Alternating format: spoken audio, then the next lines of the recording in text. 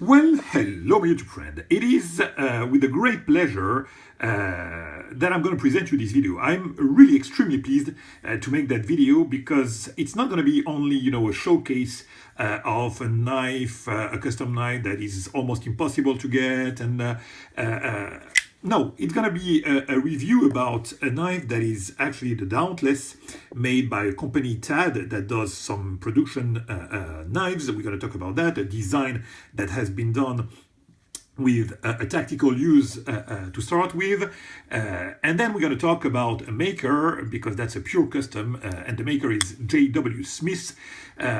So yeah, maybe this video will be parted in two, but I'm extremely pleased to make it because it can reach probably more people than the ones that usually follow me on this channel, because usually speaking about custom, it's a kind of marginal reach and a niche.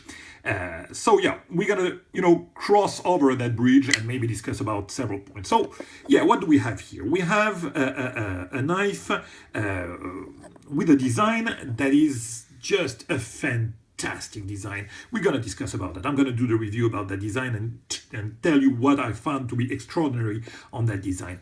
And the guy who made that design is Patrick Ma.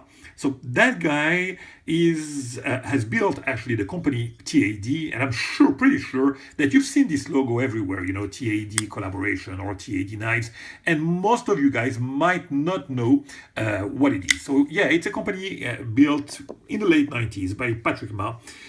So that guy is like to hikes, he likes tactical gear, and he's a designer. So he built this company, he made the designs for bags, for knives, and he created that design, actually, the Dauntless, and he makes them, he outsources the manufacturing of the knives or any other gear that he sells on his website to other company in the United States of America. And he chose very specifically the people that will build that to make an extreme quality. And let's face it, when we talk about the quality of the knives, for example, and we take the production version, we are talking here about the same quality that you're going to have with Chris Reeves knives. And I'm not speaking lightly when I say that, because Chris Reeves in the United States is and has been for the last 25-30 years now the best manufacturer of production knives.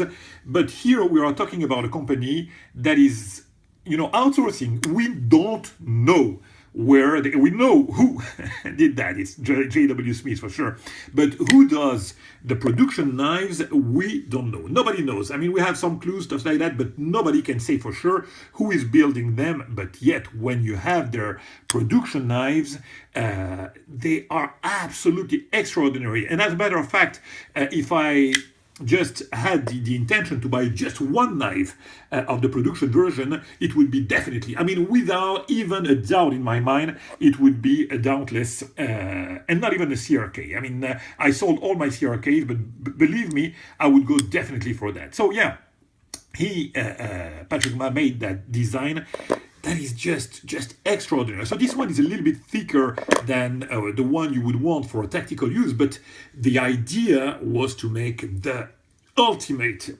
tactical knife, and man, that's exactly what it is. The proportions are just great. Again, don't consider this is a custom version, so it's really dressy, it has a Damascus blade and everything. But when you take the production version, you're gonna have something that is gonna be like under 4 ounce. It's like 3.8 ounce. It's extremely light. It's gonna have like a lot of possibilities. It can be like full titanium or G10. The groin has not evolved a lot, although on the late MK4, the fourth version of the knife, the main bevel is going to be like hollow, where on the other one, and this one actually, it's flat. But basically, it's the same idea. You have a bayonet groin or a spear. I don't know. They call it bayonet. I'd go for that for sure. But it looks like a spear, whatever. But look at that. All the blade is like dedicating to slicing. Actually, on this one, I like it better because you have here what I like the most is half choil on the blade, half choil on the handle. Something that I defended a lot and talked a lot when I made my reviews about production knife. This is just exactly what everyone should do for a front choil because you save some blade length. And it doesn't hurt, the handles. You have a very nice choil here. So for the front choil, you see, it's very, very, very effective. And you still keep a lot of blade length. Where on the production knife, I have to say, the choil is going to be a little bit bigger and you lose some cutting length. But whatever. Then after that, you have a thick blade. Look at this blade. Very thick. And this, with the 3/4 here swedge, makes for a very, very penetrating point. So yeah, you can thrust, you can slice, you can pry even if you want. I mean, this is a real tactical shape. And the proportion, like I told you, is just excellent. It's just under 8 inch overall length. The blade is a tad over 3.4 inch. Excellent overall length. Look at that. I mean, the feel in hand is excellent. Again, believe me, this is a custom, so I'm not gonna lie to you. It's a little bit thicker for that use, but who would want to use that beautiful knife for that? But if you consider the design in itself, man, what a great design. I mean, the hammer, which is great. The saber with the jimping here, very effective jimping here. Look at this. I mean, you just get, oh man, do whatever task you want. For the front position, you have this choil that is just excellent. This is maybe something that I would have to say. The jimping here has a kind of a ramp, It's not aligned with the spine of the blade. So whenever you have this, the front forward grab, you can have some hotspot here. So you want to put your thumb here, more in the advanced position, and then like that, man, you can do all the small cutting tasks that you want. It is just an extremely well done design, man. It's one of the best I've ever handled for tactical use.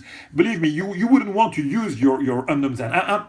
I maybe have some haters here, but whenever you have a Sebenza, you just, it can withhold the use, the tactical use, but this is something else. I mean, if you take the production version with the G10 here and the titanium frame lock, just one of the best EDC you can find. So the design was really well thought. It has been done by the best manufacturer. For the life of me, I would love to know who does that. Then after that, you have this, the fuller here for the blood,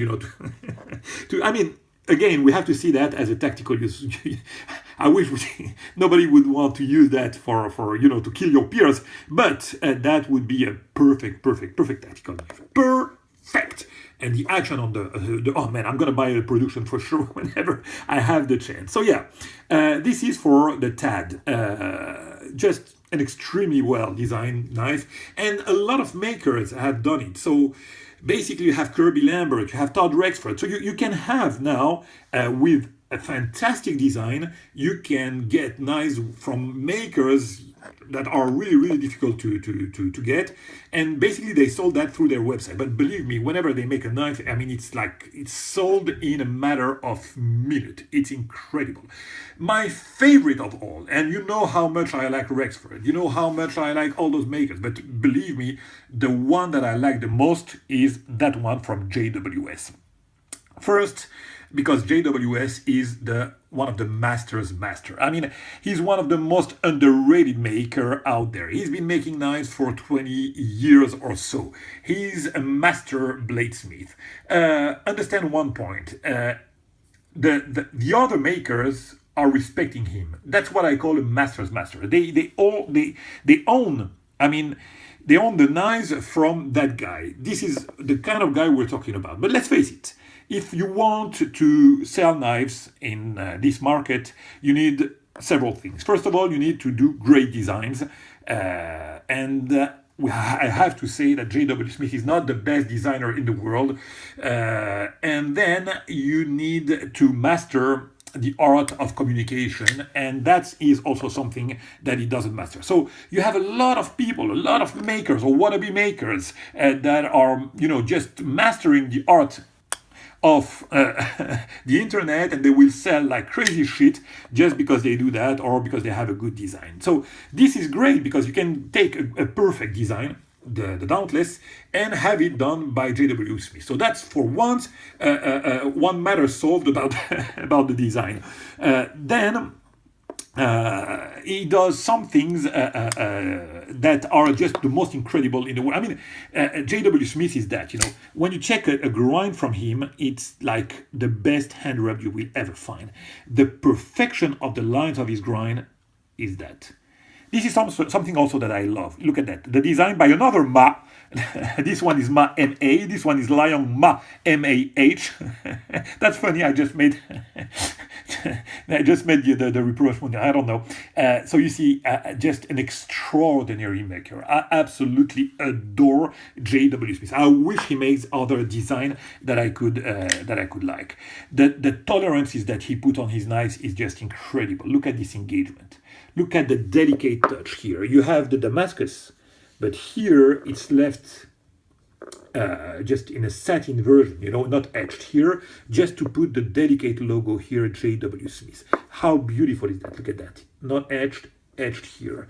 The grind is exquisite. He's a master grinder. Master grinder. I absolutely adore this Damascus. Look at the layers here. It's just beautifully executed. The double thumb studs, are very, very effective, and it's smooth as hell. It's not going to be a flicker. The detent is set in a way that you have some, boom, positive detent, but it won't open by accident. But of course, you can deploy it if you flick it hard enough. Love the 3 grooves, very specific to the TAD. Love here the kind of jimping that you have here that sets a lot of traction. One thing that I absolutely despise is that clip. I mean, man, it's not only the bend clip. I mean, on my V4 from Horton and Feldholter, I have this kind of clip. But when it's too long like that, it brings you some you're losing on the retention. If you want to do something that is thin like that, don't put it that long. First of all, with the leverage that you have here, of course you're going to lose some retention. And then again, you will miss a lot of this beautiful scale here. I mean, it's hidden. The grooves are hidden, and it's just so unfortunate. So yeah, I don't care about that. I mean, that's really functional to have a bend clip like that. I don't care. You can put it like that, okay, but just put it smaller like that. This way you will have way more retention, because this is not something that will stand in the pocket. So I will have for sure one 3D clip made in zirconium. Of course, it's not going to be the best material. I mean, when I say for sure, hopefully JW Smith will accept that. But yeah, of course, you don't want to have zirconium as a tactical clip, but whatever. My point is that this clip, long like that, bend like that, is the thing that I don't like on this knife, and for that simple reason. Do it like that, but smaller. Believe me, you will have way less with way less length. You will have way more retention for sure, and you will appreciate the thing that I haven't talked about, and it's also one of the things that I absolutely adore on this knife, is the fact that I use this combo of material. Man, that Westinghouse vintage micarta, which is really an old material, very, very fancy and old material, combined with a very tactical and modern zirconium, is just incredible. I haven't talked about the contouring of this knife, but look at that. You see how convex it is here, how contoured it is. Extremely well contoured. You have the hole here, which is unfortunate. On the production version, it's kind of here, you don't have the hole on the scale, but whatever, it's not really a matter of concern. Look at that. Incredible how flush here it is, and it's still satin. I mean, you have the color of the zirconium, and here satin, and it's flush. How can he achieve that? Is just, to me, it's just blowing my mind. Look at this stop pin here, 1/4 inch stop pin, very functional. Look here at the plunge line. I mean, everything is absolutely perfect. Look at that, aligned, spot on as you can expect. Very nice touch on the bronze liners here. very, very nicely done. I mean, the contrast that you have with this Westinghouse and zirconium is just splendid. So yeah, I'm gonna leave it at that because it's 15 minutes, and this is what I wanted to say. I wanted to talk about TAD, I wanted to talk about J.W. Smith, and I'm really happy that I did it within the confinement of the 15 minutes. Bye bye, my friend. It was a pleasure.